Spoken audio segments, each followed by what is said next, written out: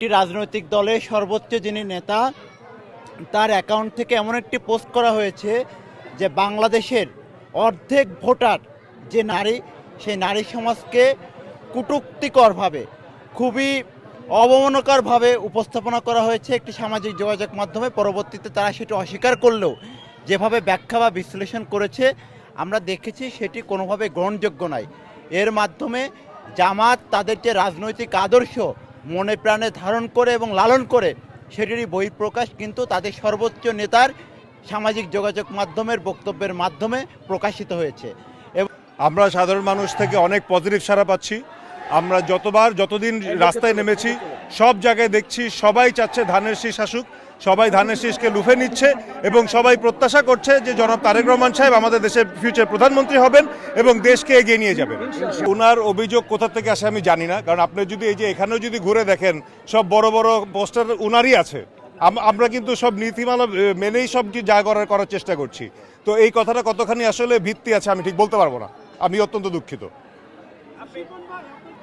আসলে আমরা গতকালকে যে ঘটনাটি দেখেছি, গতকালকের আগের দিন রাতে যে একটি রাজনৈতিক দলের সর্বোচ্চ যিনি নেতা তার অ্যাকাউন্ট থেকে এমন একটি পোস্ট করা হয়েছে যে বাংলাদেশের অর্ধেক ভোটার যে নারী তাদেরকে এবং যে শ্রমজীবী, যে আমাদের দেশে যে শ্রমজীবী যে কর্মক্ষম যে মানুষ তার প্রায় অর্ধেক যে লিঙ্গের মানুষ যে নারী, সেই নারী সমাজকে কটূক্তিকরভাবে, খুবই অবমাননাকরভাবে উপস্থাপনা করা হয়েছে একটি সামাজিক যোগাযোগ মাধ্যমে। পরবর্তীতে তারা সেটি অস্বীকার করলেও যেভাবে ব্যাখ্যা বা বিশ্লেষণ করেছে আমরা দেখেছি সেটি কোনোভাবে গ্রহণযোগ্য নয়।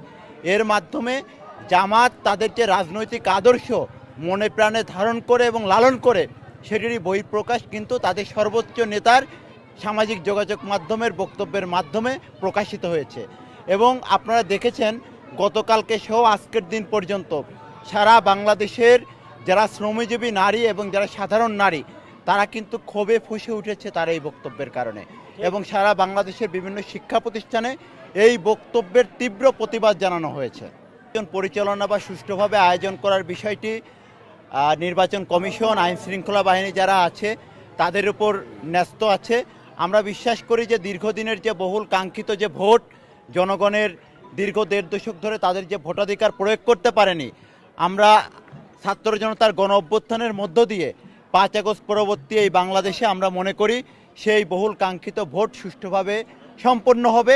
রাজনৈতিক প্রতিযোগিতা থাকবে, বাকবিতণ্ডতা থাকবে, মতের ভিন্নতা থাকবে, কিন্তু সব কিছু সত্ত্বেও আগামী 12ই ফেব্রুয়ারি বাংলাদেশের সাধারণ জনগণ তাদের যে কাঙ্ক্ষিত ভোট সেটি প্রদান করবে এবং জনগণের ক্ষমতার মাধ্যমে এই যে অন্তর্বর্তীকালীন যে সরকার তাদের ক্ষমতা হস্তান্তরিত হবে এবং জনগণের ক্ষমতা তাদের কাছে, যারা নির্বাচিত হবে তারা জনগণের ক্ষমতায়ন নিশ্চিত হবে তাদের মাধ্যমে।